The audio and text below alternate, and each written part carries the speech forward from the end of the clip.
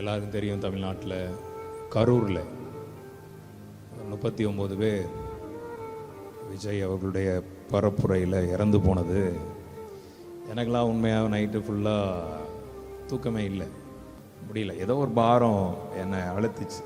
நம்ம எல்லாம் அந்த குடும்பங்களுக்காக ஜெபிக்கணும். ஏன்னா இன்னைக்கு இருக்கிற காரியங்கள் அரசியல் மனுஷர்களோட உயிரோடு விளையாடுகிற ஒரு காரியமாக இருக்கிறது. இதில் பாதிக்கப்படுறது யாருன்னா மக்கள் தான் பாதிக்கப்படுறாங்க. நீங்கள் அரசியல்வாதிகள் இன்னைக்கு நிற்பாங்க, ஆறுதல் சொல்லுவாங்க, நிதி உதவி கொடுப்பாங்க. ஆனால் இழப்பு யாருக்கு?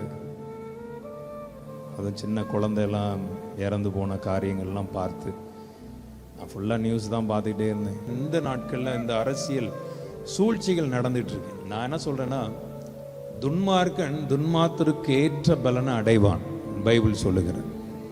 மக்களோட உயிரில் விளாண்டுற யாராக இருக்கட்டும், அவர்களை கர்த்தர் சந்திப்பார். அவங்க நினச்சிட்டு இருக்காங்க நம்மக்கிட்ட பவர் இருக்குதுன்னு நினைக்கிறாங்க. ஆனால் அவருக்கும் மேலே ஒரு பவர் இருக்கிறது. வானத்தையும் பூமியையும் படைத்த கர்த்தர், அவருடைய வல்லமையுள்ள நாமம். மனுஷன் கண்களுக்கு முன்பதாக அவங்க என்ன காரியத்தை நாடகத்தை நடத்தலாம், ஆனால் தேவனுடைய பார்வையில் அவருக்கு தெரியும் நீதி எது என்பதை அவர் விளங்க பண்ணுவார். அவர் நீதி உள்ள தேவன். ஆமென்.